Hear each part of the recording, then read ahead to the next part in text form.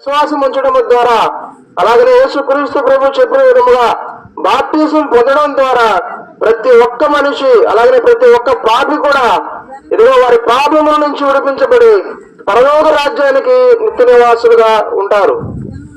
అలాగనే ప్రభు అంటున్నాడు, నేనే మార్గమును, నేనే సత్యమును, నేనే జీవమును, నా ద్వారా తప్ప ఎవడు తండ్రి యొద్దకు రాడు అని. యేసుక్రీస్తు ప్రభువుని నమ్ముకోవాలి. ఎందుకు నమ్ముకోవాలి అని అంటే, యేసుక్రీస్తు ప్రభు ద్వారానే మనము పరలోక రాజ్యానికి వెళ్తాం. పరలోక రాజ్యము అంటే వేరేది కాదు. పరలోక రాజ్యము అనగా మన భాషలో స్వర్గము.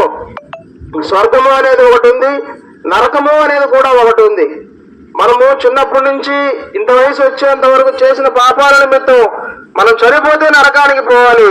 కానీ దేవుడే మన కోసం మానవుడిగా వచ్చి మన పాపాలు ఆయన మీద వేసుకున్నాడు కాబట్టి ఆయన నమ్మడం ద్వారా మన పాపాలు ఆయన ముందు పడిపోయి మనము చనిపోతే నిత్య రాజ్యానికి అంటే స్వర్గానికి వెళ్ళిపోతాం.